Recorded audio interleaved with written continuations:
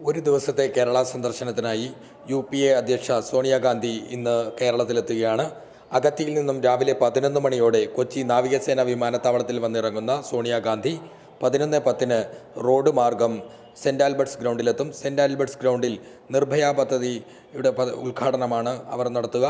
അതിനുശേഷം 12:30 എറണാകുളം കലൂർ ജവഹർലാൽ നെഹ്റു സ്റ്റേഡിയത്തിന് മുൻപാകെ തയ്യാറാക്കിയിട്ടുള്ള പ്രത്യേക സ്റ്റേജിൽ കോൺഗ്രസ് കൺവെൻഷൻ അവർ ഉദ്ഘാടനം ചെയ്യും. ഈ കോൺഗ്രസ് കൺവെൻഷൻ ഉദ്ഘാടനത്തിന് ശേഷം ഏകദേശം 3/4 മണിക്കൂറോളം അവർ ഉച്ചഭക്ഷണത്തിനായി മറ്റ് വിശ്രമത്തിനുമായി ചെലവിടുന്നുണ്ട്.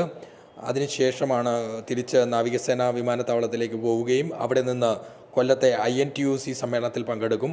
അതിനുശേഷം തിരിച്ച് തിരുവനന്തപുരത്തെത്തുന്ന സോണിയാഗാന്ധി വൈകിട്ട് 7 മണിയോടെ തിരിച്ച് ഡൽഹിയിലേക്ക് തിരിക്കുമെന്നാണ് ഇപ്പോൾ ലഭിച്ചിട്ടുള്ള അറിയിപ്പ് പ്രകാരം നമുക്ക് മനസ്സിലാക്കാൻ കഴിയുന്നത്.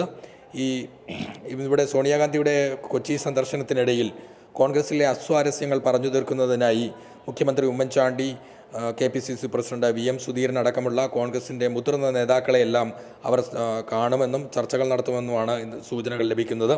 വെള്ളിയാഴ്ച അഗത്തിയിലേക്കുള്ള വഴിയിൽ കൊച്ചിയിൽ ഇറങ്ങുമ്പോൾ KPCC പ്രസിഡന്റ് VM സുധീരൻ, ആഭ്യന്തരമന്ത്രി രമേശ് ചെന്നിത്തല, AICC സെക്രട്ടറി മുകുൾ വാസ്നിക് എന്നിവർ അവരെ ടാർമാർക്കിൽ പോയി കണ്ട് അല്പനേരം ചർച്ചകൾ നടത്തിയിരുന്നു. ആ ചർച്ചകളുടെ സൂചനകൾ പ്രകാരം, കോൺഗ്രസ് വൃത്തങ്ങൾ നൽകുന്ന സൂചന പ്രകാരം ഇത്തരത്തിലുള്ള ഒരു ചർച്ചയ്ക്ക് വഴിയുണ്ടാകും എന്നാണ് തന്നെയാണ് കരുതുന്നത്.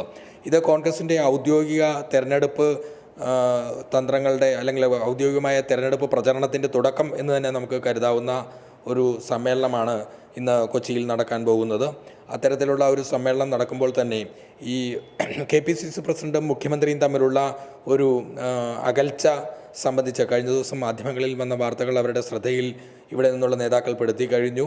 ഇപ്പോൾ നിലവിൽ ഉള്ള സാഹചര്യങ്ങൾ വെച്ച് നോക്കുമ്പോൾ കോൺഗ്രസിന് വളരെ അനുകൂലമായ ഒരു സാഹചര്യമാണ് നിലവിലുള്ളതെന്ന് കോൺഗ്രസിൻ്റെ ഹൈക്കമാൻഡിലുള്ള നേതാക്കളടക്കം വിശ്വസിക്കുന്നുണ്ട്. അപ്പോൾ അത്തരത്തിൽ ഒരുമിച്ചുള്ള ഒരു മുന്നോട്ട് പോക്കിന് ഈ മുഖ്യമന്ത്രിയും KPCC പ്രസിഡന്റും തമ്മിലുള്ള ഒരു അകൽച്ച ഇല്ലാതാക്കണം എന്ന അഭിപ്രായം ഇവിടെ നിന്ന് AK ആൻ്റണി അടക്കമുള്ള മുതിർന്ന നേതാക്കൾ UPA അധ്യക്ഷയെ അറിയിച്ചിട്ടുണ്ടെന്നാണ് മനസ്സിലാക്കാൻ കഴിയുന്നത്.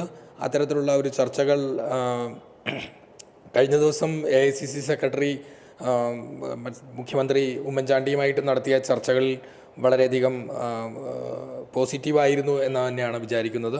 അത്തരത്തിൽ UPA അധ്യക്ഷയുമായിട്ടുള്ള കൂടിക്കാഴ്ചയ്ക്ക് ശേഷം ഈ പ്രശ്നങ്ങളെല്ലാം തീരുമെന്ന് തന്നെയാണ് ഇന്നലെ കൊച്ചിയിലുണ്ടായിരുന്ന KPCC പ്രസിഡന്റുമായിട്ട് സംസാരിച്ചതിൽ നിന്ന് മനസ്സിലാക്കാൻ കഴിയുന്നത്.